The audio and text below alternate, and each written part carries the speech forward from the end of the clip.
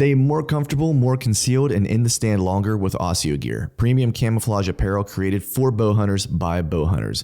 Osseo's revolutionary patented camo patterns and innovative features are designed to keep whitetail bow hunters totally invisible and dead quiet. Elevate your game with Osseo. Visit asiogear.com and take 20% off your purchase with code TRUTH20. Mobile hunters, our buddies over at Tethered are always innovating to keep us more mobile and in the game when it counts. From the Tethered One Sticks, the Fast Pack, to the Ultra Lock Saddle, Tethered is always designing to increase comfort and utility while reducing bulk, weight, and fiddle factor of mobile hunting gear. And now, they've outdone themselves yet again by creating the carbon fiber forged Predator CFX platform, the latest fully featured mobile saddle platform that raises the bar for what's possible in mobile hunting gear. Whether you're new to saddle hunting or an old tree climbing veteran, go to tetherednation.com for all your saddle hunting gear.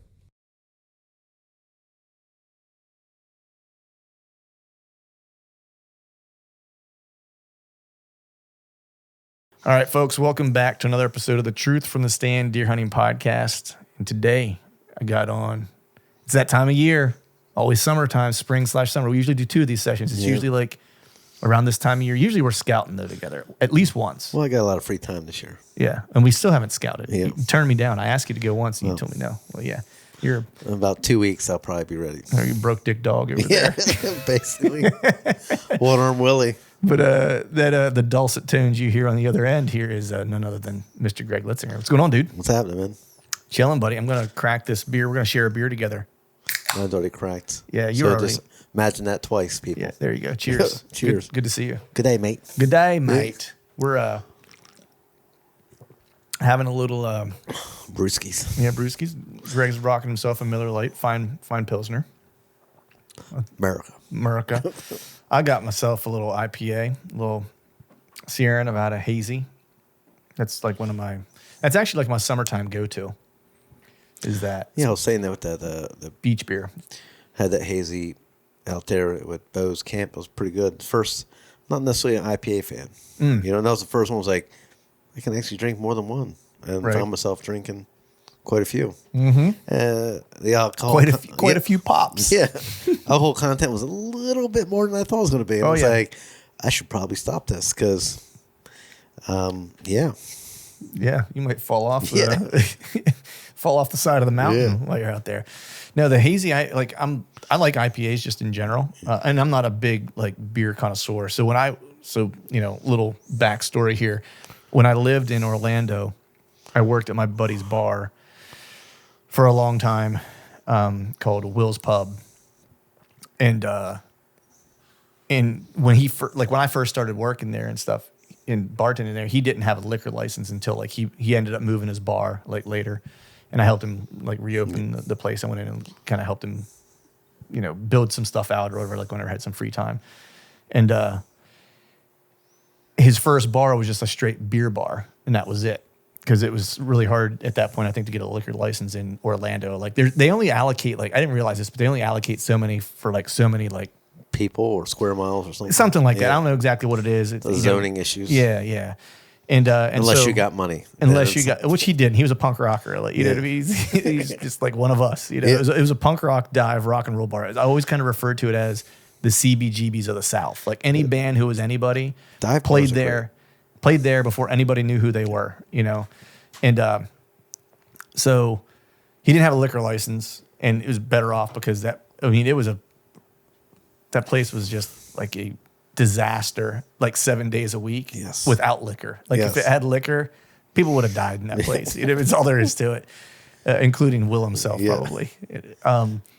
But so with that, I think at one point we had like 120 different beers, and so it's like I was never super into beer, but I always kind of liked it, So I've never been a big beer guy per se. I knew a lot about it because we had a lot of them, and I tried a lot of them, But what I've kind of settled on is like, in the way I kind of fell into like what a long way of saying, like, yes, there are fancier, better IPAs out there. I know that.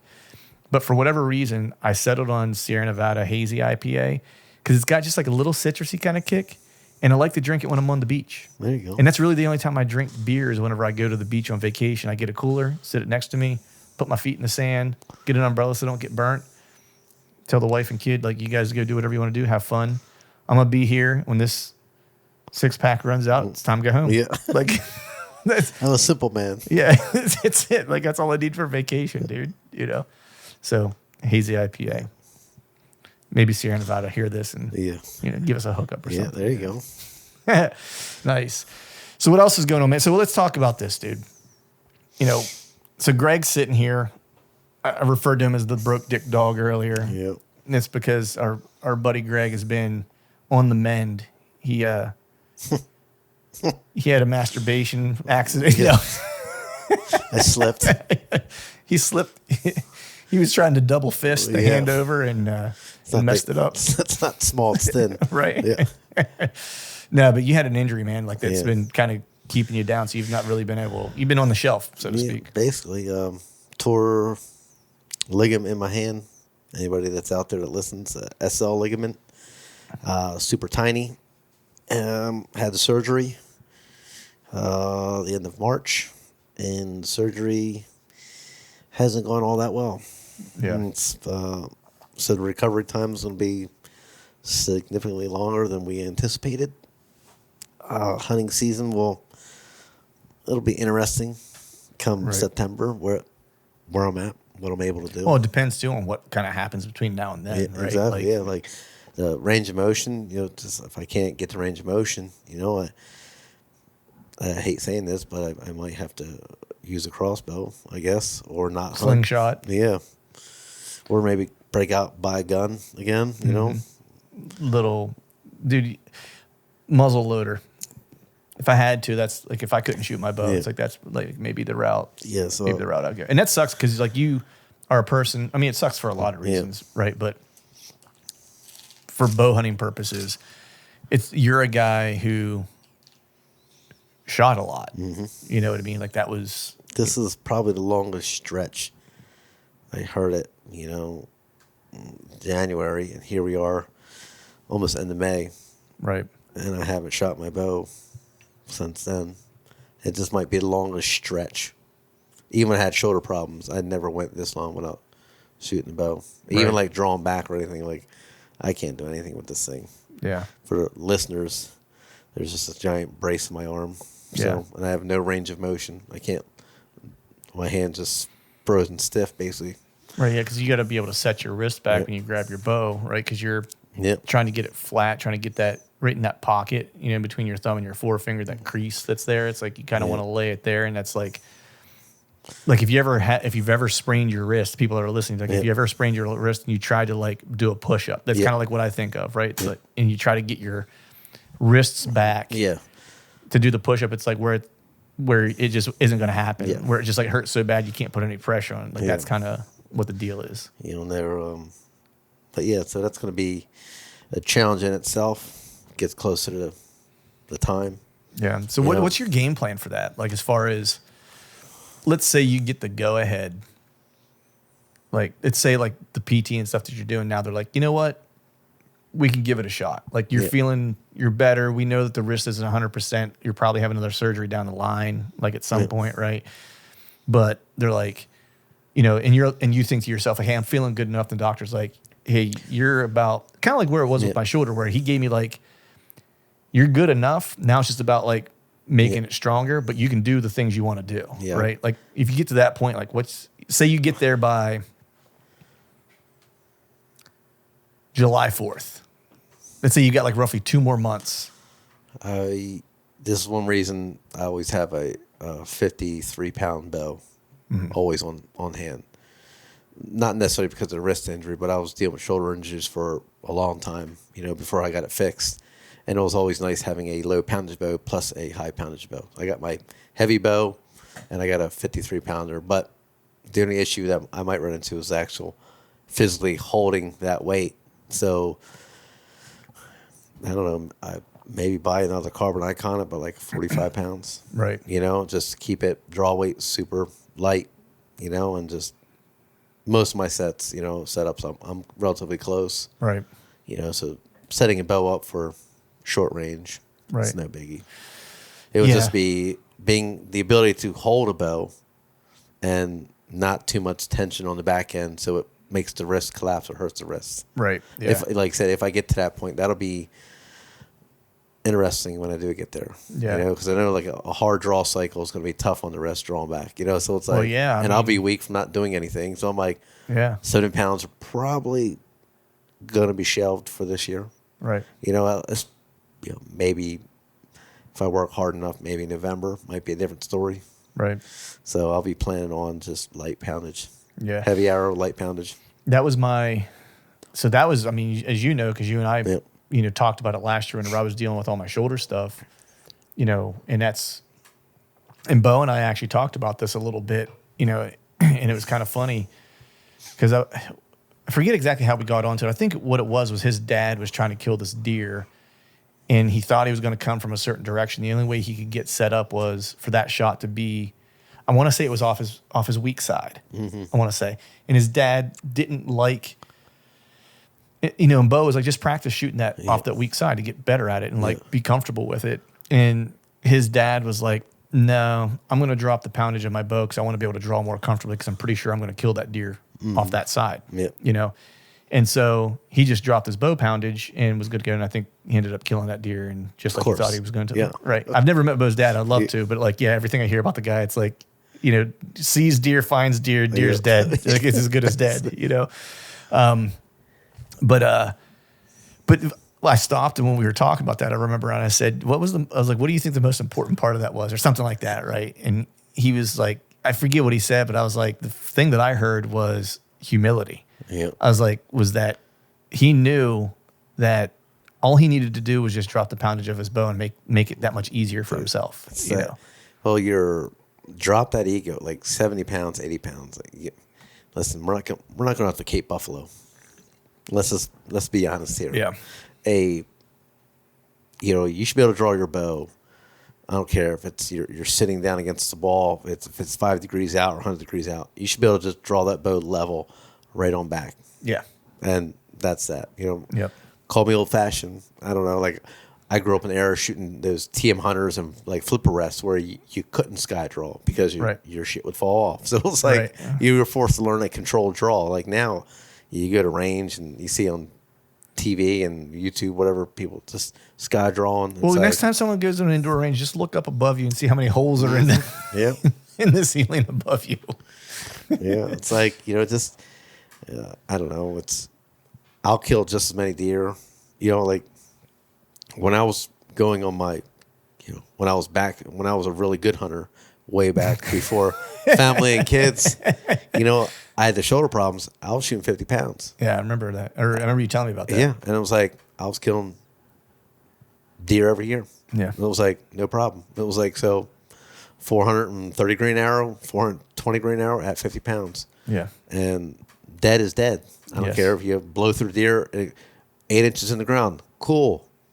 Right, it's an arrow. That ground isn't dead. You know what I mean? That was the thing. Like last year when I was going through all my shoulder problems and stuff like that, I was talking to you about it a little bit, and I ended up taking my other bow, and I dropped it all the way down to 48 pounds just so I could shoot. Now I'm not in the same position you are where you can't shoot at all. Like I was in a position where once I started getting my shoulder figured out a little bit, I could start to shoot. I still had some discomfort, but I could at least shoot and build that muscle memory up, Well, that and the doctor was like, you're not going to hurt anything any further, right? Like, as long as you're not pulling something too heavy. And I was fully prepared to hunt with that bow last year.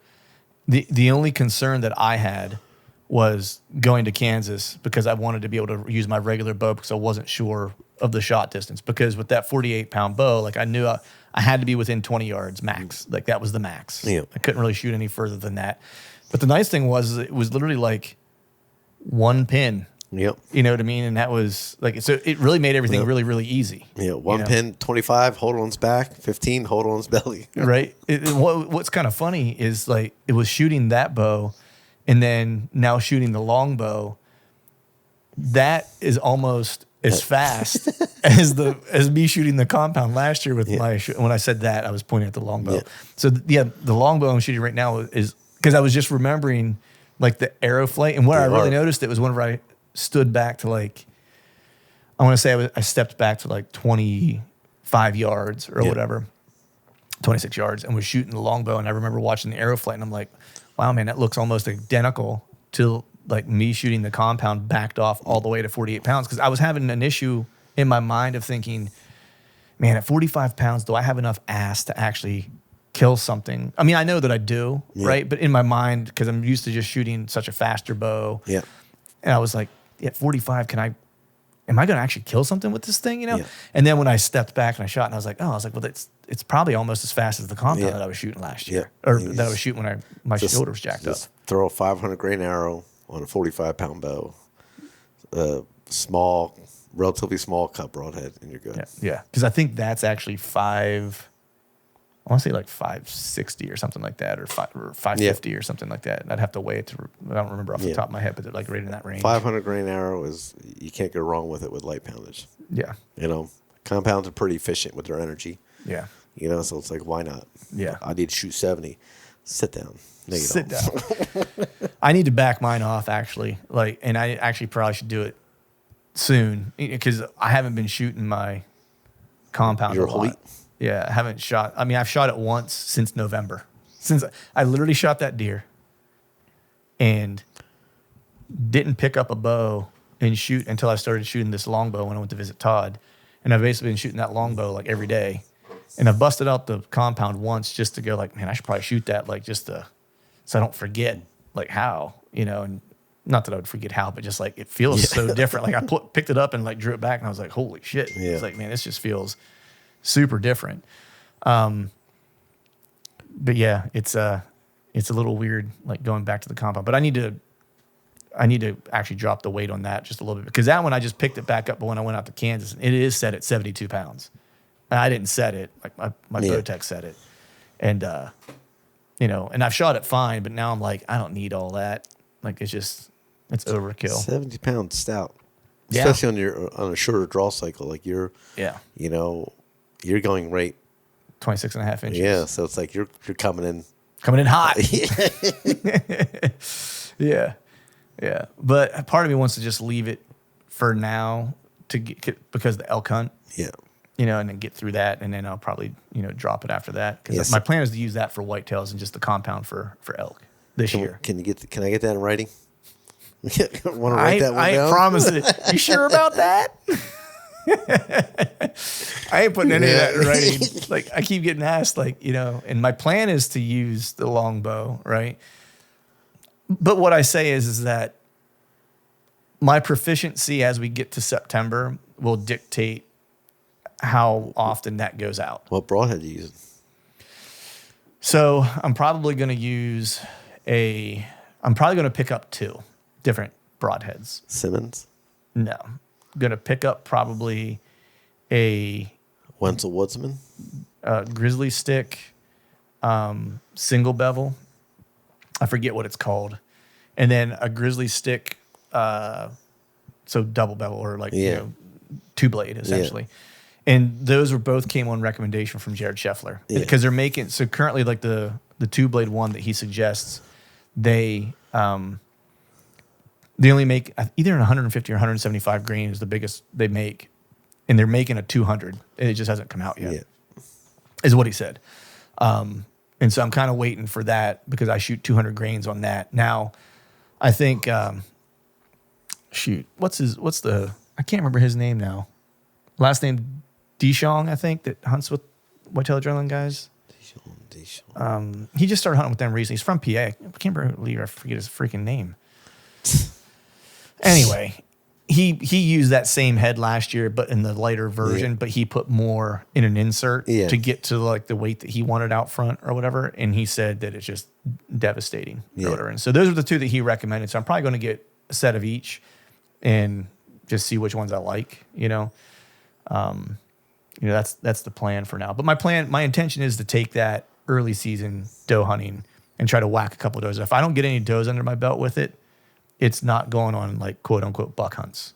Like I want blood time with that bow before I'm going to trust it on something that I'm trying to chase. Let's go to some groundhogs this summer. I could. There's a rabbit in the backyard about got it the other day. No, neighbor's cat. Yeah. I thought it was a rabbit. Nice. Yeah. So that's where I'm at with that, but we'll see. I'm not making any promises. The intention is for that to happen, but I'm gonna let the bow decide. If it's shooting well, then it is. Because once I make the full turn, then like for me, it's probably like no going back. Like I always have a compound, but like, once that becomes the weapon of choice, then it's. Can I get that in writing as well? Yeah, that I would put in writing. Like once I make that turn and it's then, and I'm confident with it, then at that point there wouldn't be any going back, unless something happens. Oh, I dropped my bill and it broke. What a shame. Well, compound it is. Right, because my buddy Mike, he shot, recurve for years, and he was going to hunt with one last year, and he ended up not, and he got a real nice custom made bow this year, and so he's like, I'm all in. That's all I'm using because, well, I spent the money on it, and so that's it. I was like, I'm still at the point where it's like both of them will be in the truck. And it'll be a game time decision as to like which one I'm going to take out. It's awful windy out today. Well, looks like I'm taking the compound. No doubt. Well, because dude, you want to talk about a kick in the nads? Like I'd go outside and shoot before on a windy day and use the Hoyt.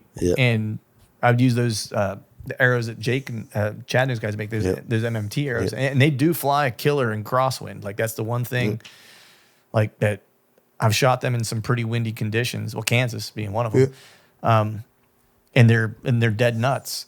And I'm out there shooting that in a crosswind, and I'm like, good Lord. Like you got to literally play that crosswind, where with like my compound, it's like, man, Kentucky if it was dude, if it was anything under 30 mile per hour winds and it was within 25 yards, I wasn't worrying about a crosswind. I was just letting it eat, That thing though, dude, you get even like a 10 mile per hour head on wind, like it's going to land a little low. You get a little 10 mile per hour like crosswind, like you better be looking a little right. You know what I mean? Like if it's coming from right to left, it's super different as far as like dealing with the dynamics of like the wind and stuff like that, shooting that thing for sure. I can see that. Yeah. That was like a pretty big eye opener for me. And that's like a legit thing where it's like, if I was going out hunting, it was kind of windy, but you always like those windy days. Yeah. Great cover sound, predictable wind. Right? Like arrows flying low. Left and right. Just scattering that shit like it's a shotgun. Yeah, it's hard. It's hard shooting the wind. Because I know, like, my yard, it's pretty big. So once I get a lot of crosswind, I always want to go shoot distance with different arrows just to see that drift. Because we don't get a lot of heavy windy days, like steady 20, 30 mile an hour winds. But I hunt the marsh a lot, and sometimes it's ripping, and it's like, there's been moments it's like, man, I got to hold off this deer, but you're on it. And it's like, it's so hard to hold off. Even though I need to hold off, it's like, there's my spot. Well, man, I got to hold it like 3 inches to the right. It's hard to hold off target to get your arrow to hit target. Yeah. It's a mind smack. Like I wanted to say a bad word there, but like, but it totally is. You know what I mean? It's because you train and you shoot so much to constantly be on target, right? Be on target. And that's why, for me, I changed with my single pin setup, how I changed the way I, a couple years ago, the way I kind of use it. That way I always hold the pin at the same spot. Yeah. Like regardless of the yardage out to 30 yards. Yeah. It never changes where I'm holding. As far as like my up, down. I'm trying to hit center mass at whatever I'm aiming at, And that was partially the reason why. It was because I was terrible at holding off. Yeah. Like because I started getting, not target panic, but it's like and you helped me break this. I had a problem of like, as soon as I would pull my bow up and hit where I was close to, I was just like, let it rip, and so I was jumpy, and part of that was the reason. Performance anxiety. Yeah, I got that in a lot of places, Greg. Like getting old sucks. Mainly at the urinal when there's a crowd. He's be that guy that just drops everything down to his knees. Right. Strong stream, Nice. Awesome, man. Well, hey, we got some listener questions. I think we'll go ahead and jump into. That's kind of like the plan for the day. We'll see where else we go.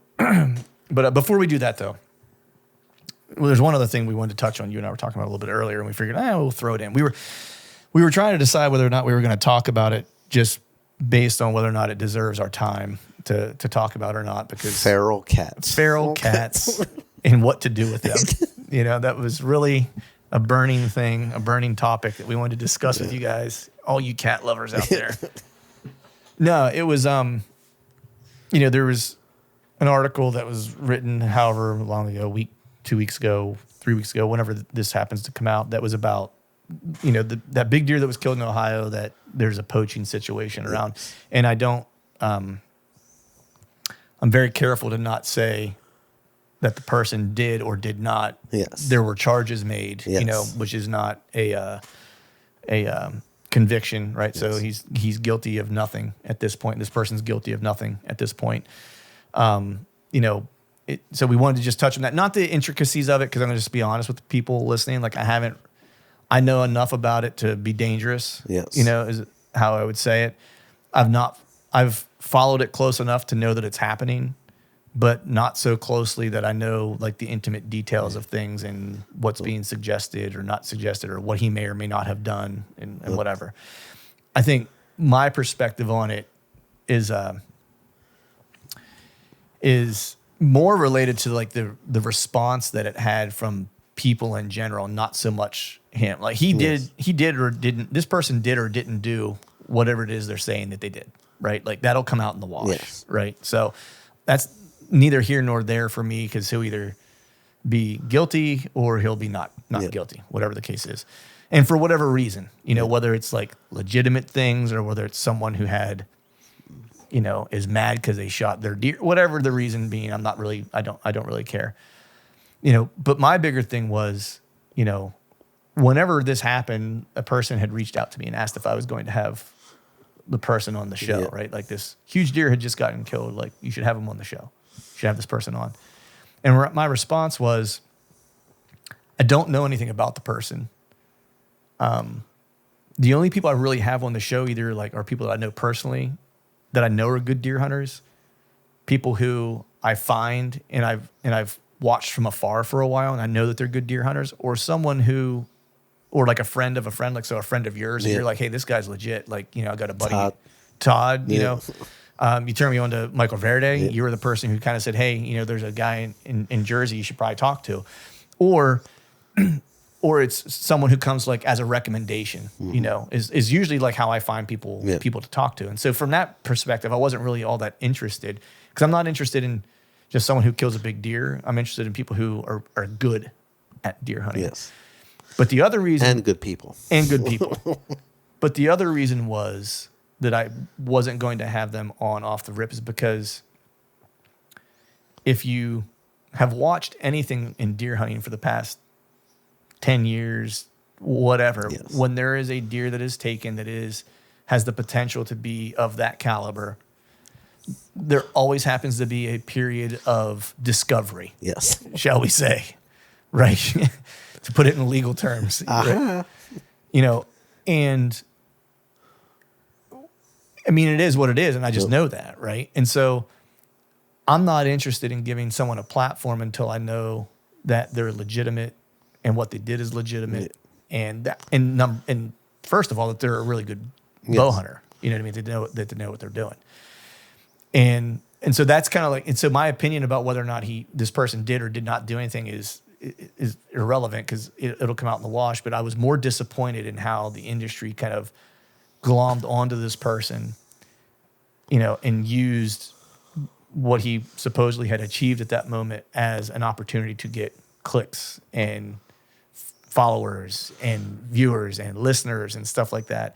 And that's the part that bothered me the most, because kind of sold their soul a little bit for, to slob the knob, if you will, for the algorithm. Yes. And I just wasn't interested in that. And so that's why I've stayed away from it. Yeah. And poaching, there's a couple cases in New Jersey of alleged poaching some really high caliber deer.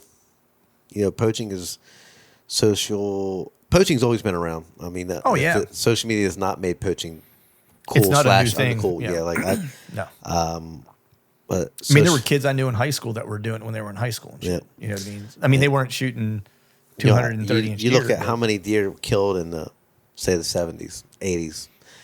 Probably up in the early 90s was probably, how many solid world-class deer were actually killed legally. Yeah.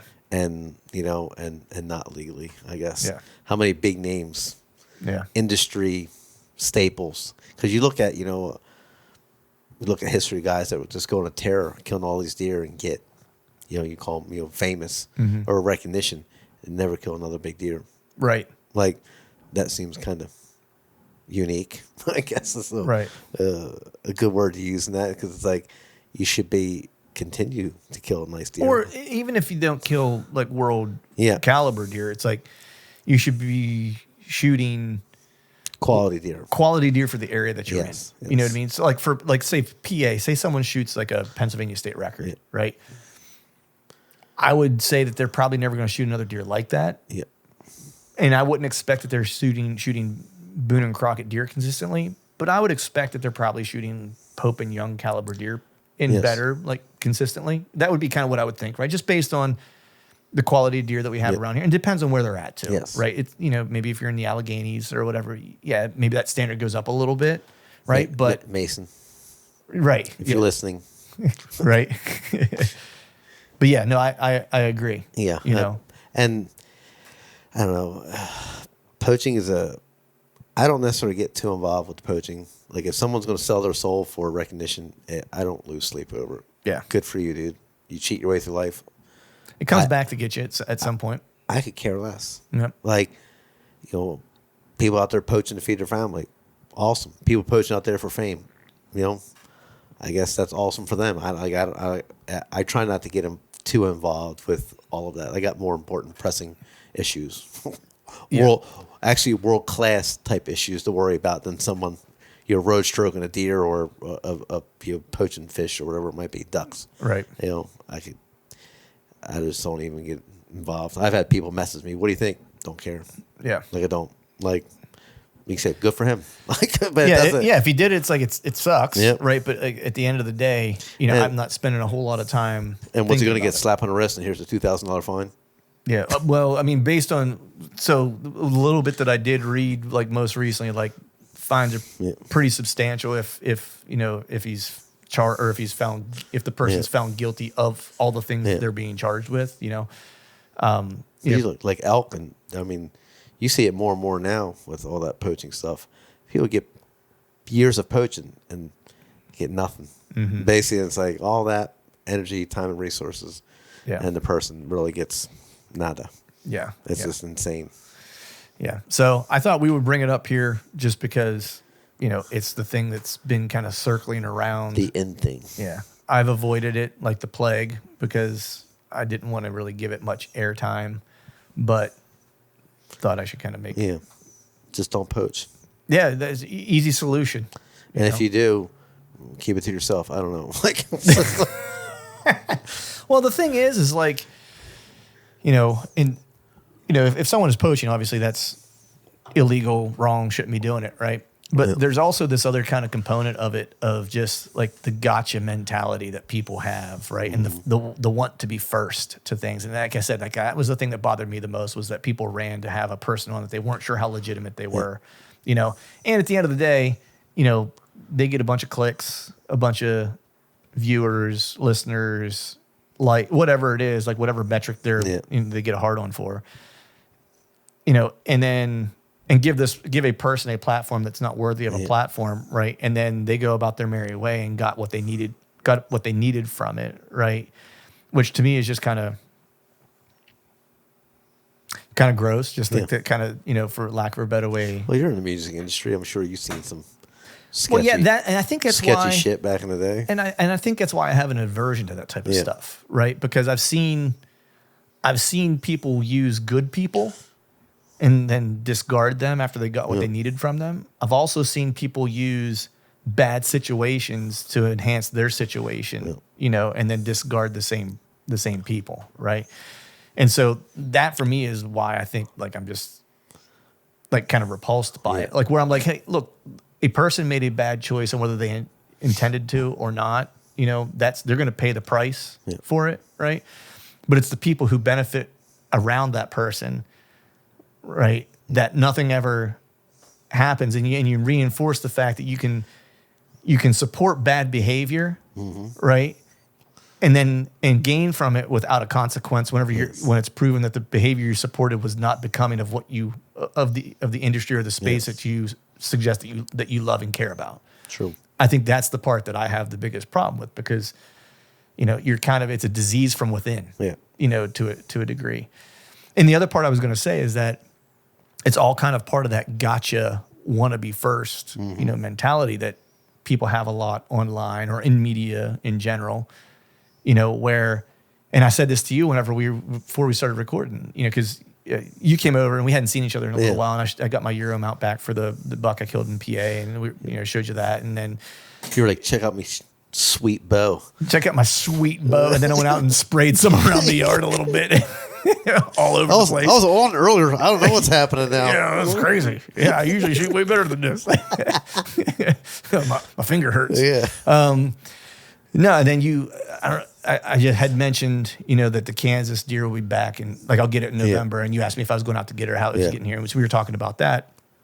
And I said, and then we started talking about all the poaching stuff. And I said, I was like, what was sad was that it had crossed my mind after I shot that deer, whenever I was trying to decide if I was going to bring it back here and have the taxidermy done. Because that would have been easier as far as getting it back. Because I had a couple buddies who were taxidermists that it would have been one of the bigger deer they probably got a chance to do. Yeah.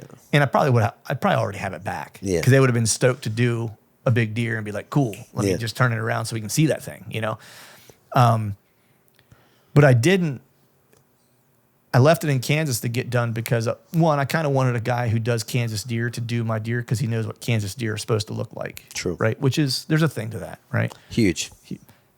The other part was, and I'd be lying if I said it wasn't pretty quick that I thought of this, where if I brought a deer back to PA and didn't follow every single detail about how I brought it back, and someone found out and it was an honest mistake or whatever, man, get crucified. They would love to throw some dude that has a podcast on some page somewhere to say he didn't do everything by the letter of the law because he didn't take his left shoe off before he got in his truck before he brought the deer back.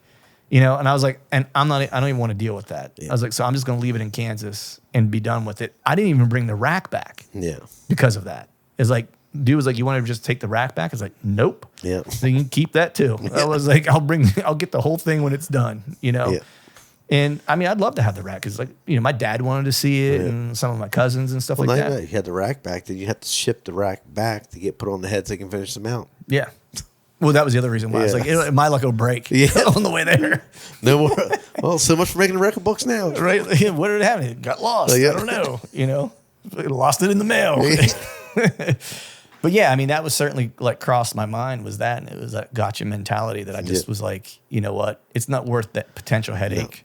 I was like, so I'm just going to leave it.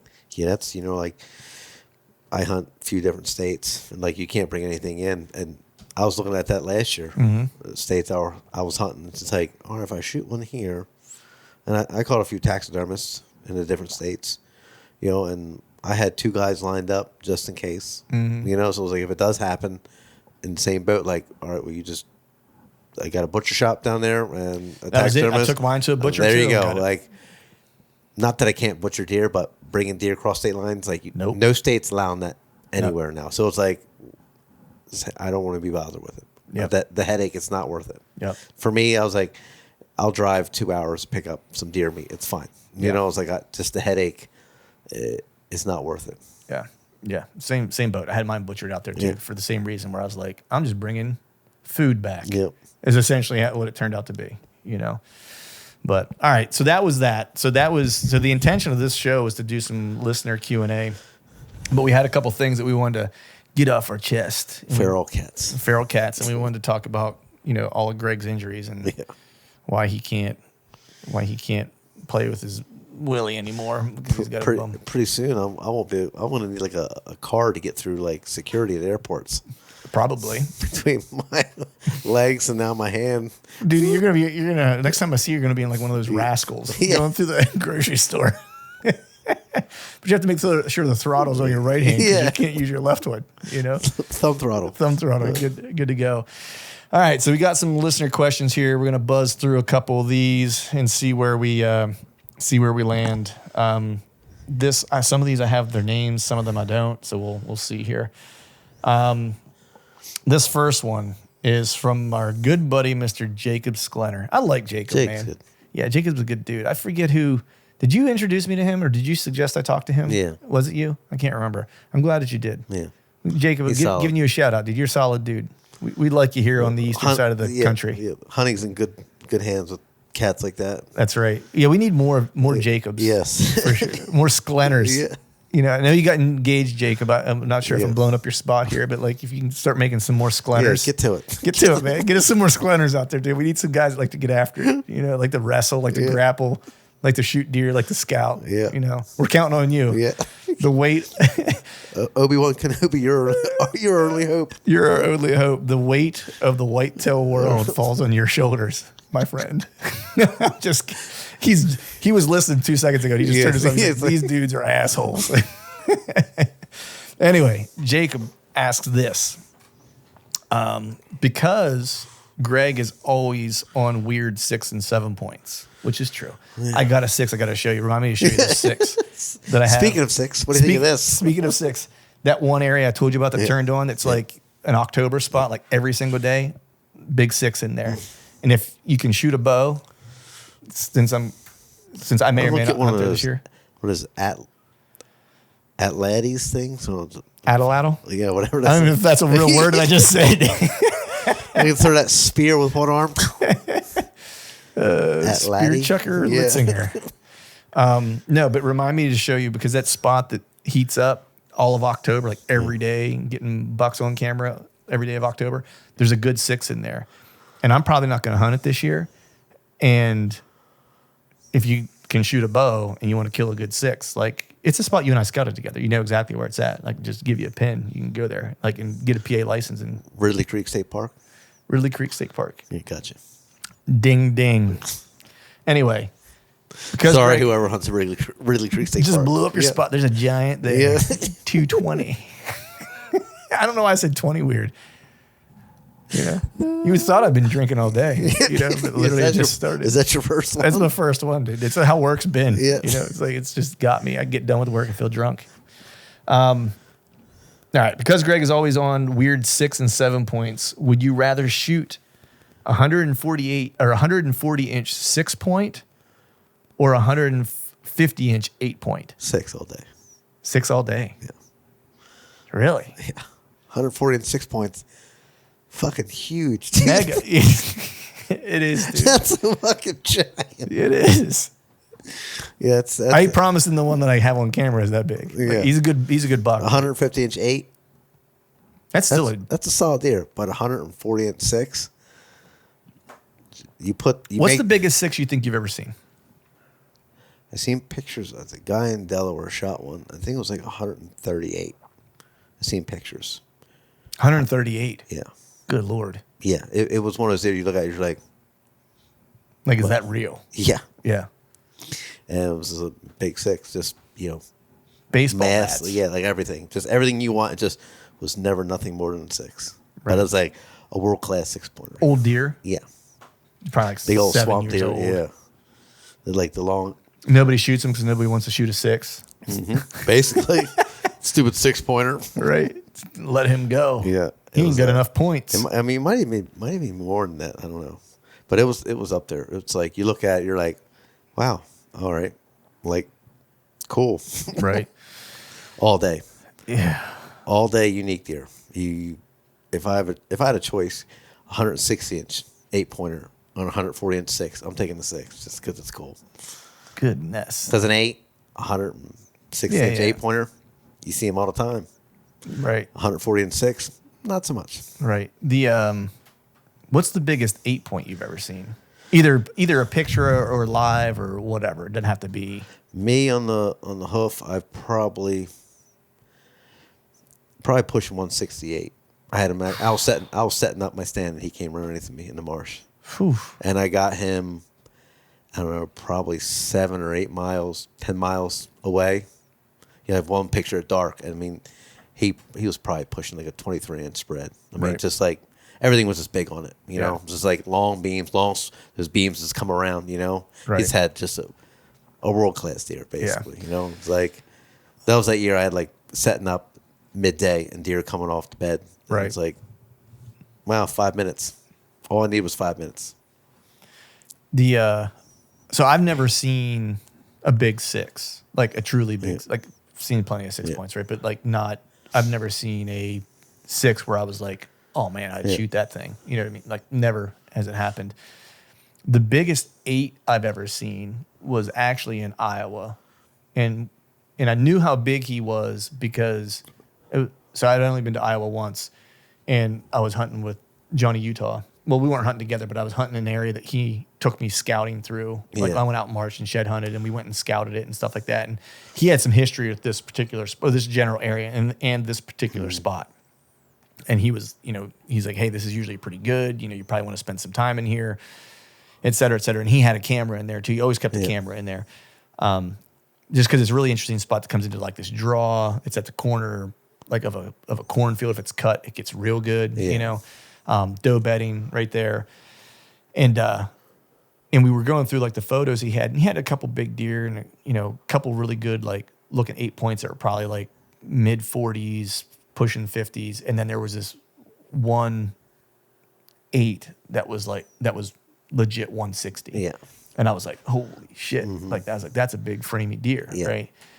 And was he like swoopy beams or like tine length or like what would, so this deer was not super wide, but like he didn't look super wide because he was like straight up. Like it was just like he was so long. Like his tine length was so long. It just made him look kind of not small like frame, but just like his tine length kind of overcame his width type of thing. And I was like, holy smokes, that's a big deer. Yeah. Third day.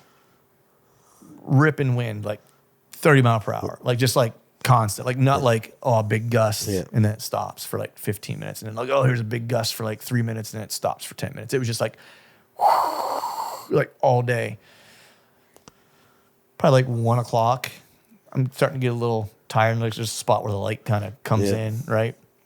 Getting a little sleepy, you know. Maybe I'm nodding off. I don't really remember. But all I remember is like I look over like in this area. I had a deer that I drew on that I couldn't get shot. And I see this deer kind of coming. And all of a sudden I just see like the glisten off his antlers hit. And I was like, oh shit, that's a buck. Yeah. And as he got closer and he turned kind of to go by me, he was only at like 30 yards. It's like, holy shit, that's that 160-inch 8 point giant. It's so loud. Like I wasn't going to grunt and be able to stop him or do anything. And so I'm trying to blow my grunt tube. But it's one of those things where I'm blowing it so hard. It's like, like I couldn't like blow hard enough to be loud enough to get him to stop. And I was like just honking on that thing, dude. All I could honk. And he never heard it. He just kept walking. Like I just watched him walk away. It was like a total of like a 7-second interaction or encounter. Like I caught the glisten and I was like, holy shit, that's that big 8 point. And he comes by and I was kind of like, oh my God. Like, you know, and that was also like the first time I had ever legitimately on the hoof seen a big deer. You know, that was the biggest deer I'd ever seen. Like a mega giant. Your first mega giant is something to behold. Oh, you don't forget it. Especially in a hunting. When you're actually hunting. An actual shootable situation. Like 100 yards, 200 yards away, it's still something. But when they're in that 20, 30 yard range, it's like, I probably remember everyone I've run across. It's like, it's burned in your brain. It's like, wow, all right. Yeah. I'll take this to the grave with me. Yeah, for sure, man. Because that was the first one, you know, big one I'd ever seen, you know, of that caliber.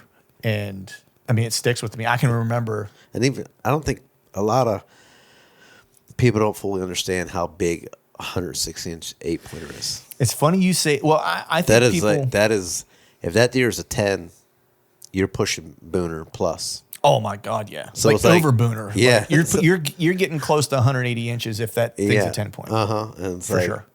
I know like some people that's going to, 20, 30 years ago in North Dakota. The outfitter was like, we don't shoot these deer, 100, they had like 140 inch minimum, right, 25 years ago. And he's like, this is why we don't shoot 8s, we only shoot 10s, because this 140 inch, 8, and it's like here's like 160 inch 10. We want to shoot these because right, he's going to turn into this, if not bigger. So it's like, but they're like people that have never seen a big deer. It's you never seen a 140 inch deer. The first one you see, especially you're hunting out of state or even in state.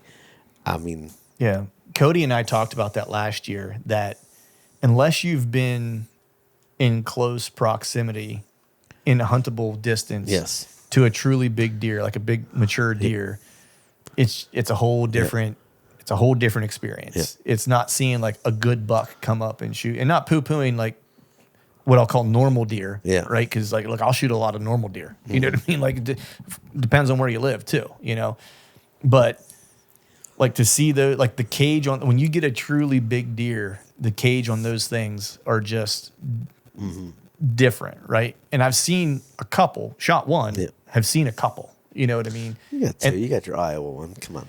And that one was but that one was the first one I'd ever seen that was like, whoa, okay, like yes, takes your breath away. Oh, 100%. Like it's amazing that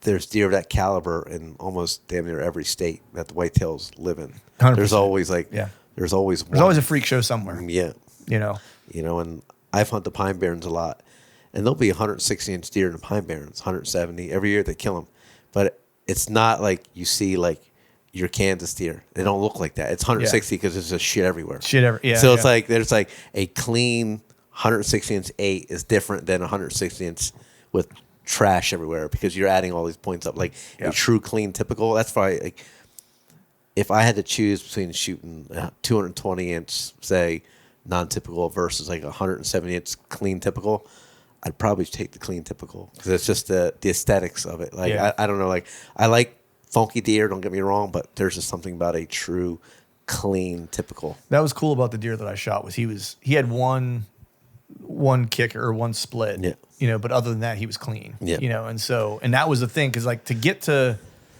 that size, like 160, 170, whatever it is, to be a typical and clean, like and that's what Cody and I were talking about was that a deer of that caliber, like the frame they have to have to hit that, like the cage of it is just unreal. Yes. You know what I mean? And it's like, because you can get, I saw like when I was at the taxidermist, I was looking at deer there that he had like that were in and that's why, I've said this multiple times, but that's why I thought the deer I killed was smaller than it was because the one I was on the year before, I thought he was bigger, but his rack was about the same like caginess roughly, but he had shit all over it. Yeah. And it actually kind of made it look small. Yeah. You know what I mean? Because he showed me a couple in his taxidermy shop that went like 190, 195, whatever, and looked like the deer I was hunting the year before. Yeah. But the rack didn't look as big, like because of just like it had so much stuff. It kind of took away. It's almost like an optical illusion. Yeah. But yeah, like so that was like I would take the one. I personally would take the big 8 just because I'm a sucker. I love big 8s, man. They're just freaking cool. But on that same trip, so I saw that big deer. And then a couple of days later, I was hunting this other area. And it wasn't quite the same close distance. It was like probably 60 yards. I bumped a 180 inch deer out of his bed and just drawing the CRP. And that was like take it to another level. It was like, whoa. I was like, all right. Like I thought the last one I saw was big. Like that one was like looked like an Angus. That's what like our buddies up north, Rick, when he sends pictures down, some of the deer that he's killed that I've seen, you look at it, you're like, holy fuck, like that's 170 inches. And you're like, oh, it's like kind of clean. And it's like, that's just a big body, big head, big, bases, tine length. You're like, wow. And then like you see another 170, you're like, how's that deer score 170? And it's like just it's crazy. Like it's a weird thing. You're like, I would picture that way more. Now it's only 170. Like I got a few deer. You look at them, they're super clean, very little deductions, but they don't score that well for some reason. It's like you look at it, you're like, oh, that's definitely a Pope, It's like I have two that are just under Pope by like an eighth of an inch, and stuff like that. It's like so right there, and it's like how it's like. It's no brow tines. And you can put them next to a deer that scores better, and you're like, oh, that one's got to be bigger. Yep. It's just, I got no brow tines on my deer. I got little 1 inch brow tines. It's basically like nothing. You get nothing from this thing. Yeah. Here's 1 inch. Thanks. Thanks. Story of my life. Yeah. Nice. All right. So I assume like he also added in like, so would you take that big 6 at 140 or would you take a 160-10? I'm assuming you still take the big 6 at 140. Course, yeah. Yeah. So at a 160-10 versus a 146. 160-10 is big. It's a solid deer, but man, 140 and 6. Well, yeah. So at that point, that would probably be like my break point. And like for people who are listening, we're assuming like they're standing next to each other, and you're having to make a decision, right? But here's a story. I was in the salt marsh 3 years ago, and there was a big 5. And we have 3 on one side, so he's a 5-pointer, and it was probably like 130 inch, like 9 or 10. This 5-pointer made the other deer look small. So you look at it, it's just taller, it's darker. Rack was bigger, heavier, and it's like I would take that 5 over that Pope deer. What year was that? Was that not so long ago? It's like 3 or 4 years ago. I was going to say because I thought you were telling me about it. That was probably 5 years ago. I think it was right before, right after Annette was born, because that was a sketchy place to get to. Like, like I almost drowned. I remember it. Yes. I fell in the dark and like almost went out to sea. So it was like solid. Yeah, it's like, oh, we're having a baby. I'm probably gonna just hold off on that spot now. It's like for a little bit. Yeah, yeah. Maybe get some floaties. But yeah, like that deer just dwarfed height wise, body, like everything. It was like middle of November, so they're fully rutted up, and that big 5 was like just way more cooler. Right. It's like might have scored 100 inches, but you just look at it, you're like, how do I not shoot that one? Right. It was like. They were both coming out like they were with a doe, and like the 5-pointer had the doe, and the other one was trying to get it. And I'm like, man, if that 9-pointer comes off, I don't even know if I could actually shoot him in good faith, because I seen that deer was so unique and cool, just towering over everything. I'm like, I probably would have passed on that 9 or 10, whatever he was, dude, because that deer had my attention. Yeah, there was one that I passed the second year in Kansas, and he stood in front of me for 5 minutes. His doe bedded down, and then he went and bedded like not far off of her, and they bedded in front of me. She was 10, 15 yards from me. He was maybe 20 yards from me when he finally bedded, and they laid there for 2 hours, and I just watched them. And I probably should have shot that one because he had a left side that was just like, I don't even know how big it was. Like, he was a super cool deer, but his right side was just all gnarly, mangled up. Like, I mean, he had little points, stickers coming off it, but it was just basically like one beam that looked like a club that was just all jacked up. Who knows what he would have scored? I like funky deer like that too. Like, I probably should have just shot him. Like unique deer that you can't kill anywhere else. Yeah. Like that is what gets my blood pumping. Like that. I mean, that one deer I lost this year, a piney deer. Like, it was just a funky, cool looking kind of shit everywhere. It was like, I'm just jacked up seeing that. That was like, it's just, I went from 6 to midnight. I seen that deer. Like, I was like, it's on. Then it was like, grabbed the bell. I was like, he probably that Pope range, like maybe with all the stuff added up, but he was just funky and cool. I was like, good body for a piney. I was like, I got to shoot this deer. Like, and I was like, as soon as I grabbed the bow, I was like, phew. And of course I loin shot him, and that's how that story goes. Maybe it was your wrist. Blame it on your wrist. Good. I can. My wrist is messed up. We don't need to relive that pain. We did a podcast on that already. All right, so I think we covered that one pretty well. Thank you, Jakob. Yes. Call him Jakob. Jakob. All right. Next one, I don't know who this one was from. But I didn't write it down. My bad. Best advice for picking a saddle or stand location, and how does your selection change when you find the tree in the off season scouting versus when you're in season? Say that again. So, best advice for picking picking out a tree. Yes. And when you're doing that, what you're looking for, or maybe how you go about it. I'm assuming they're saying that when you're finding a tree in the off season, because you're scouting, you have some time to look around versus like maybe I'm walking through an area like scouting while I'm hunting, and if you got the time throw it up in a tree and find the best one for that area. We all want to say we're going to come back and we're going to do this, do that in the dark. Every year I do that. Yeah, in the dark, you're going to fuck it up. So it's like your best to go out and try it. I do also do that every year.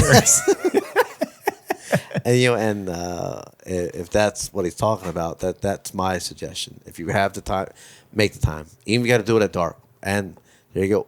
Walk out in that spot in summertime in the dark.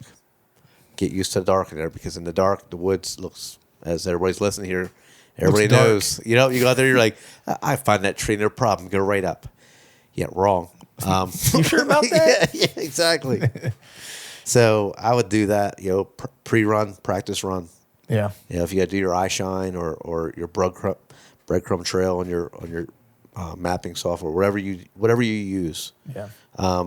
Do a dry run, especially if it's going to be like, hey, this could be. I feel we all have one or two spots like, man, I really should have this dialed in, because you might only get one shot. Right. So you can't fuck it up. So what about? So based on this person's question, so what about? When it's not off season and you don't have that chance to do the dry run, and say so obviously this wouldn't happen in the dark, because you're going into hunting. If you are hunting and you're scouting your way through and you find a location, you're like, all right, this is the spot I need to be. Be as quiet as possible. Take your time. Are you looking for anything specific in the tree for setup? Some type of cover. Yeah. And definitely, especially like I said, we're both saddle hunters, so you definitely have cover from the tree. Especially like I do hunt a lot of small trees. I do too. Because just the area, there's not a lot big trees. So it's like you're hunting out of small trees. Yep. Ideally, that's not my favorite, because, you're 6 foot off the ground. Unless you have fantastic back cover, or you're in like a 4 trunk tree or something, like it can be very difficult to pull that off. Yeah. But if you need to pull that off, that's one of those spots like you're just going to have to just wing it and hope for the best. Like I was hunting the marsh a few years ago, and coming through, and they had all the saplings grew up, and there was like 3 or 4 trees. I was like, man, I can get in. There's great cover. So literally, I was like, the platform was like at my nose. Mm-hmm. And I remember setting up in the dark. I'm like, this is ridiculous, because like the light on you, it's just cover everywhere. It's like, I can't see shit in here. So I sat up, and I'm like, man, they're gonna come this way. Dude, I had like 30 does come barreling down this trail at like 7 or 8 yards. I was afraid to blink, move, like I didn't want to breathe. They all walked right by. Never knew I was there, because I had all this. It's mid-October, so there's still a lot of like greenery, and like I was just nestled in like perfect. Right. Like no camo. Like it was hot. It was a weird south wind, and it was like, well, and it paid off. I mean, I didn't see a buck, but I had those does come. I mean, I could have shot every one of them. Right. But it was one of those spots that was like, I was literally like 4 foot off the ground. Yeah. And in a tree that's like, it was sketchy, even 4 foot off the ground, holding the platform. That's how small it was. It was like you're moving, like the tree's moving. Like it's more of a bush than a tree. That's awesome. Yeah, it's I'm terrible at, like, I won't say I'm terrible at selecting trees. I'm terrible at doing it in advance. Yes, you are. Well, if you're going out scouting, mark 3 or 4 trees. Yeah. And notice the vegetation. I've been back to that spot that I was telling you about, that like you and I scouted together. That spot that turns on in October. I don't know how many times I've been out there, like either hanging a camera. I've hunted it once, checking a camera, whatever. I still have yet to pick out like a different tree. And every time I walk by like a set of trees that we've looked at, and I'm always like, which one of these does Greg say would be like the good tree to get into? And I'm like, I'll look at it the next time I come back. And that is like off season, I guess, non-hunting season. You go, I think this spot's going to turn on in October. Dude, go in there in August. You're going to get a good idea what the vegetation looks 100%. like. It's still going to be pretty thick. Yeah. So it's like, okay, and you're scouting it in what it looks like in January, February, March. Do go back in June and July. Yeah. That's going to give you a good indication of what it's going to look like in the, October, even in November. Like, hey, these beech hold leaves. Okay, I got some cover here. These oaks, maples, they're going to drop fast. Like a lot of things you can pick up on. Right. And that spot has a ton of cover. Yeah. Like there's a ton of cover in there. And that's actually the hardest part of picking a tree in there, is because there's so much There's so much. It's almost too thick. It is like the. You get too high, you can't shoot. You get too low, you're on you can't top shoot. Of them. Yeah, you're riding them. Yeah, you know what I mean. It's like, I'm just gonna jump on one. You know, Rambo. Yeah, because I mean, there's really only if I would have picked one of the trees that you and I had looked at, where you were like, I'd pick probably one of these over here. We kind of looked at two of them or whatever. If I was in one of those that first time I hunted, I would have killed because the one deer came through, I passed. The second deer that came in, I would have shot, but I just didn't get a chance. But if I was in the tree that you and I, one of the two that we looked at, I would have killed him. The tree I was in, no shot. Yeah. But I mean, it could have killed the first deer, you know. So it was just, it's not that it was a bad tree. It's just not a killing tree. Yeah, I don't think it's the killing tree, you know. It's so maybe I'll change that this year if I get in there, or maybe you'll change that when you get in there and shoot that big six. Sixer. The big sixer. And then during the in season, I'm the same as you. It's like I just try to find the tree that I'm going to have the best cover, especially if it's an area that I'm not 100% sure where they're going to come from. You know, I'm going to play the wind, of course, right? And I'm going to set up to try to have like a strong side shot, you know, and I want cover to my weak side if I can get it or whatever, you know. And so I'm just thinking about that type of stuff because you're not quite as dialed. You're a little bit throwing a Hail Mary. So you're trying to cover your bases where it's like, can I get to cover? And is there something that can keep the deer from coming downwind of me? And that's basically it. But sometimes you don't get that. Sometimes the right tree is that I got a little bit of cover, but they can still get behind me. Yes. You know, but it is what it is. Yeah, Todd and I were talking about that. He's going to use a hang on a little bit more this year. He told me that, because he feels he's getting busted more because he's hunting lower, you know, and in a more, you know, spot where deer are more roamers. I used to hunt where he spends a lot of time hunting now, so I don't really go in there. I haven't been in there since he told me he's been pretty much 100% in that spot, and it's you're not getting very high. It's, you know, cattails, and there are more of a roamers there. Like you're hunting on the deer trail, but the deer kind of come from everywhere. And if you're on the wrong backside of the tree, sometimes, you know, trying to swing around to get that shot, you're getting pegged. It's just a lot of movement, you know. Right. It's a tough situation sometimes. You know, you're trying to cover all your bases, but it's impossible. Yeah, I mean, I think that's the general rule with bow hunting in general. I think especially when you start to get into, you know, if you're trying to hunt, you know, the more mature deer you're trying to hunt, the more you have to give up. Yep. You know, and this isn't necessarily specific to what you're looking for in a tree as far as cover, but it certainly is when you're looking for a tree as far as, you know, this tree is perfect because my wind is blowing exactly where I want it to blow, right? But is that what the deer wants? Yeah, that's, you know, a spot today that was, you know, Jacob at Big Six. You know, I was out there at Big Six this year, and I wasn't seeing anything, and then somebody blazed back into the bedding, you know, as they always do, and literally put a tree in a stand in a cedar tree. Like walking in, I can see where he's breaking limbs on the way in. So I'm like, all right, he's hunting in the evening because he's snapping his trail with limbs on the way in. So I'm like, and I mean, it took me right to a tree, and I'm 50 yards back, and he literally, a cedar tree, just mowed it down for all these shot angles, and then mowed all the saplings down for cover. And I'm like, what are you doing? Just open the whole thing up. It's thick cover to begin with. 50 yards out, I can see you. You're skylined. And then I went from where you're going to just push the deer back further. Dude's pegged. No matter what, like, you're going to kill a deer by more luck than actual skill. It's like, you could have just kept all that stuff around you. You know, and he's a cross gunner. Right. You know, nothing against that.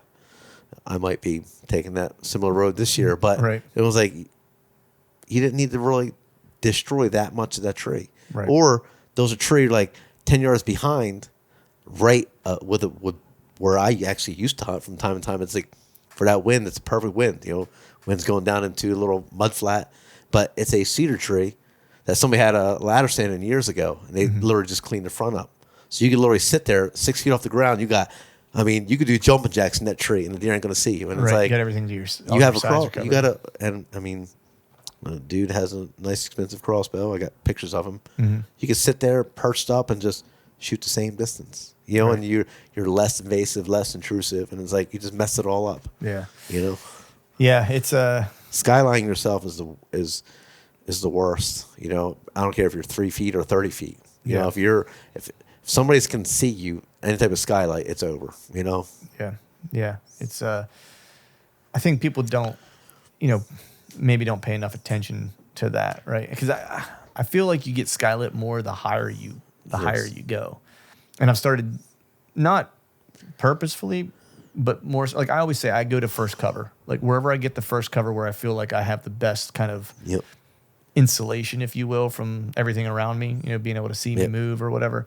That's where I climb to. So if it's 6 feet, cool. If it's 12 feet, cool. If it's 15 feet, cool. If it's 10, cool. If it's 20, cool. Like I don't have like a set height I'm trying to get to. I'm just trying to get to wherever I can be concealed. And I feel like the higher I've climbed, I feel like that those have been the instances where I've gotten busted more. I look at it from some of my most productive seasons I've ever had is I hunt in the ground. Because you can literally push yourself into a blow down a brush pile and you're not giving away your location. You're in a more controlled environment, so to speak. You're controlling a lot of things in your favor. I think there's a lot of advantages. I mean, there's certainly some disadvantages, but I think there's a lot of advantages, and I learned that from being out the past couple of years hunting the plains. Because, I think Bo and I talked about this too, which was, I think my biggest learning curve for that was thinking. Like there's certainly things that you can't get away with on the ground that you can get away with in a tree and vice versa, right?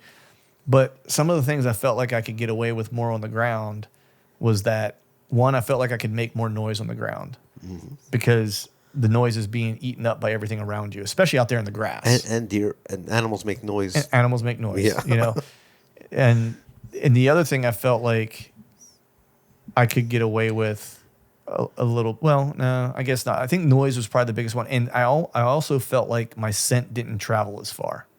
Now, it would spread out, I felt like, in like a zone around me, as opposed to like when I'm in a tree, like it's just going this direction before it hits the ground. I feel like the area directly around me was saturated.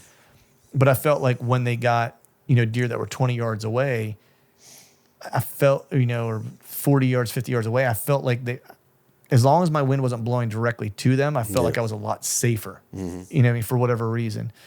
For the same reason, it's like that, especially out there with all the grass around you, I felt like the grass almost acted like a filter, like it would catch things before it got too far. So like, as long as my wind is right when a deer gets to me around 20 yards or whatever, he's probably not going to pick me up 100 yards away because there's so much stuff between he and I because I'm on ground level that it's going to be real hard. It's possible. Maybe I'm thinking of it incorrectly, right? Because dogs find stuff, what I mean, on the ground and shit all the time. But they're usually tracking. Like that deer's not tracking me. He's banking on just being able to like the wind to blow my scent to them. Agreed. So, but yeah, where some of that stuff like where I feel like the wind will definitely screw you harder in a tree, and certainly, and the ground gives you ability to make moves on the fly, instantaneous. I like that part of it too. I've killed quite a few deer by seeing, all right, I need to be there, and still hunt your way over 20 yards away, and sure enough, you end up shooting a deer. So it's like, all right, so we basically covered that, and you got a little extra added bonus of ground hunting on that one too. There you go. Look at that. We're giving people what they want, then somebody. All right, so the next one is what is your layering system to get you through an entire season? All right. Well, our seasons are beginning of September to the end of January, so that's a lot. That's a lot, yeah. 100 degree. I've been using Osio the last 2 seasons, and pretty much the lightweight in the early season. I'll alternate between his pants and normal pants just because of the sweat and saturation. So it's like I'll wear full camo one day and then half camo the next day. You know, so I kind of bounce around back and forth. His bibs, his mid-weight bibs are fantastic. His mid-weight pants. I I pretty much run them all season. It don't get cold enough for me to wear the late season gear that he has. It's too thick. Yeah. And the cold we do get, usually it's never when I'm hunting. Right. So it's like, oh man, it's cold front in January, and I'm working.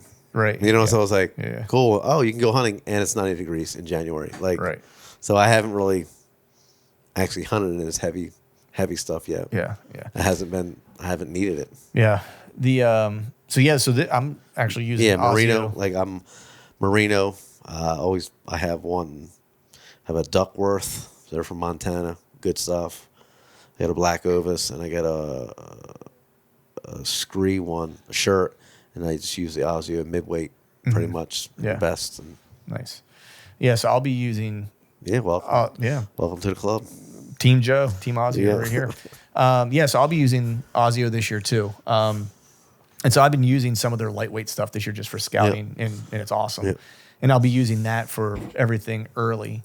And then the midweight stuff, I'll be using that. Like I know he's got some Sherpa line pants and stuff like that, so I'll be rocking those like when it gets into that like October timeframe, because that's usually what I like anyway. And I usually go light in general, and then I just layer, right? And so I'll use those pants and like whatever base layer, and then my top will be the Osio midweight kind of hoodie.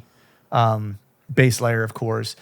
But then what I do is I'll usually always wear a vest all year round. So they have a great vest like in their midweight. Well, his collar is great that he came out with. Well, I have a black one is what I've been wearing. Like, the bow hunting collar with the short collar. That is fantastic. Yeah, so I've been wearing the black version of that like during scouting and stuff like that. Awesome vest. And I just like vests because I don't like a lot of stuff on my arms. Yes. And then what I usually do is it'll be like the midweight, that vest, and then when the temps dip and start getting to like the 40s and lower and stuff like that, like basically anything below 50, that's when I throw on like a puffy or whatever. And he's got some stuff in the works for this year that I'm stoked about. But that's usually like if I have a good base layer, a good midweight like hoodie, and then a good vest, and then a good like lightweight puffy. Yeah.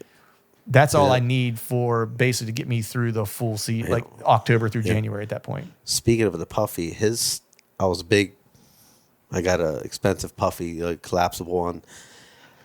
His stuff he came out with last year, like the jacket was a little bit thicker, the Berber, and the vest, the heavyweight vest, like a Prima Loft. I didn't even need the puffy. No. I stopped carrying it. It was like it's just taking up space. Like I'd walk in with the vest, and then get to the tree, get set up, take it off, put the jacket on, and then put the vest on. And it would just pull the jacket in tight on the chest. And I'm like, I was cold, chilly, but not to the point where it was like, okay, I can handle this for 3 or 4 hours, 5 hours. I did a couple all day sits, and I was like, I don't mind a little chill. Like I'm not a whiner and complainer. Yeah, like I just hate carrying too much shit.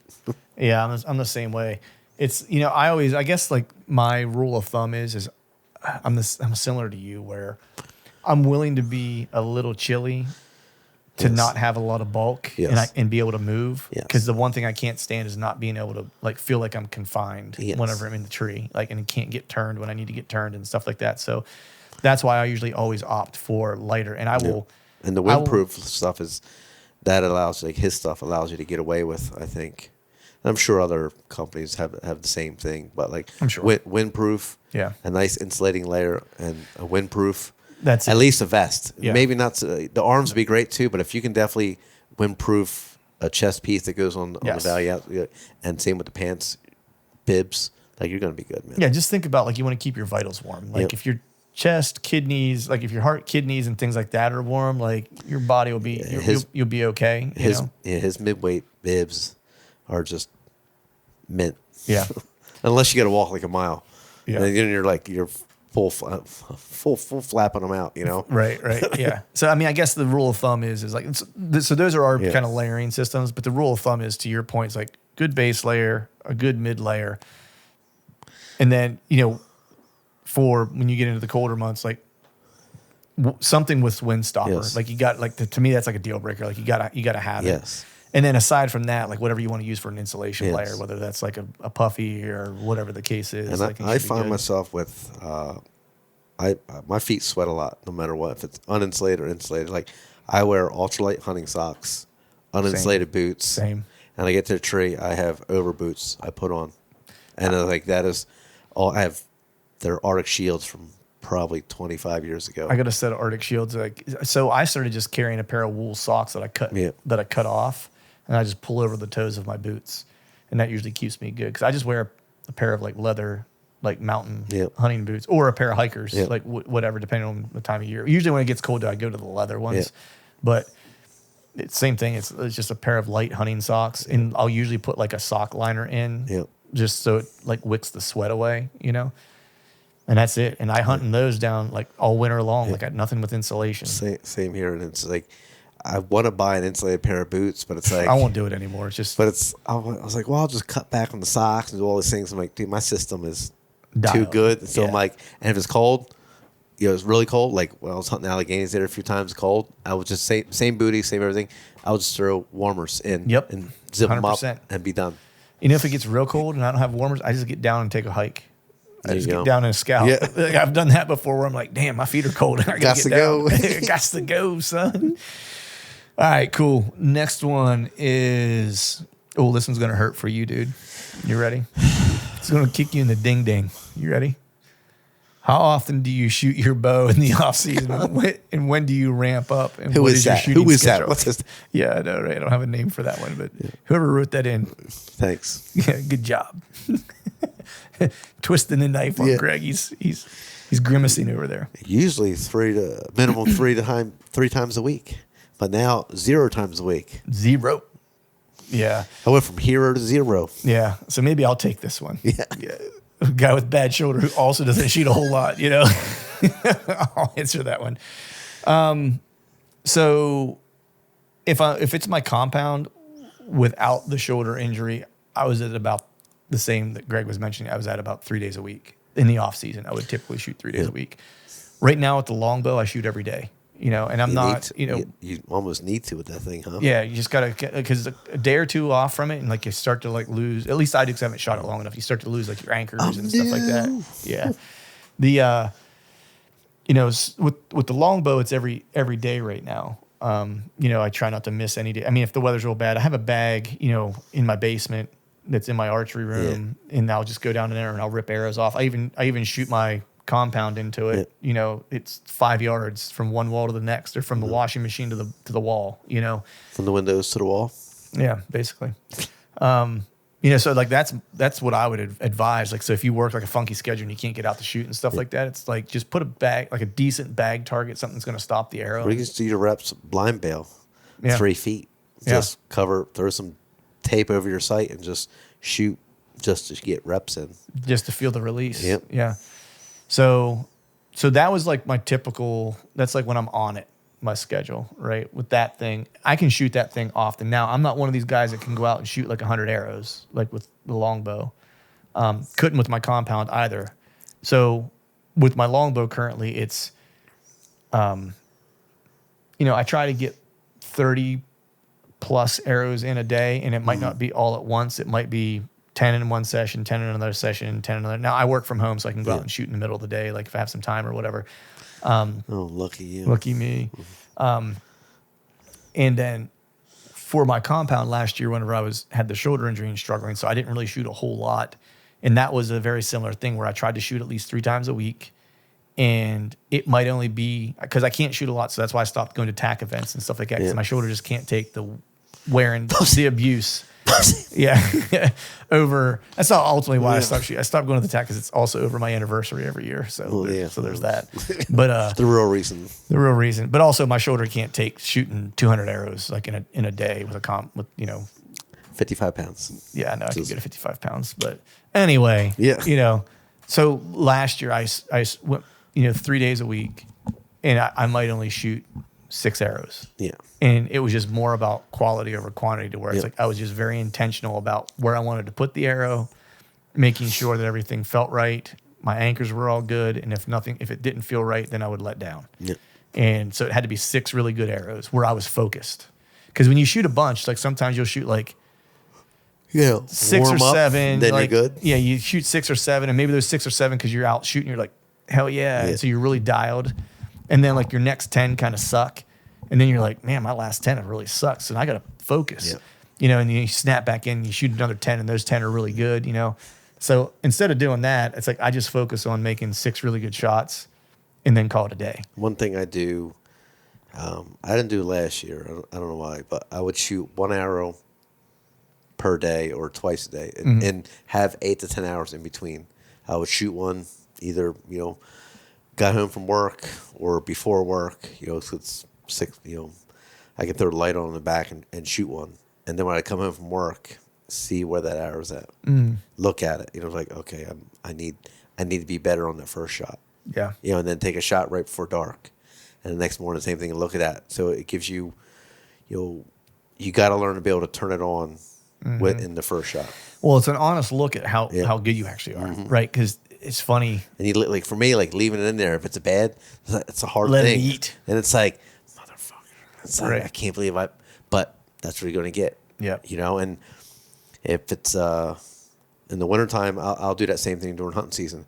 I'll shoot without a jacket on, super cold. I'll go out. So I'll spend 10 minutes outside getting cold, then shoot my bow because it kind of simulates being uncomfortable. Being cold. Yeah. Yeah, it's that one arrow thing was, something I started doing every so often last year because the shoulder was jacked up. So it was one of those things where it's like, well, it's because I can't shoot a lot. Yeah. How good is my one arrow? That's all that matters. Yeah. And I wasn't as good as I've been in the past, whenever I was shooting a lot with you and I was getting a lot better at my shooting was just coming along. My archery was coming along, right? You also have to give yourself a little bit of grace to recognize what you are as an archer too. Yes. Right?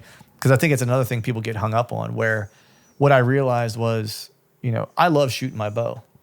And it really sucks that I have a jacked up shoulder because I used to shoot every day. I'd go out and shoot for 30 minutes, 40 minutes, whatever, and just rip off a ton of arrows. And I was getting a lot better, And then whenever I dinged up my shoulder and I couldn't shoot as often, and my archery skills, I can still shoot, but I'm not as good a shot as I was 3 years ago. Yeah. You know what I mean? Oh, I'm in the same boat. To where it's like I had to realize but I don't need to be. Yeah. It's like I need to be good. I don't need to be great. Yes. And right now I'm a good archer. I'm a good shot when it counts. And I can put animals on the ground, and that's really all that I'm trying to do. That makes one of us last year. Well, look, I'll still mess some stuff up. You know what I mean? But like I said, last year was the first year I didn't do that one arrow, and look, 0 for 3.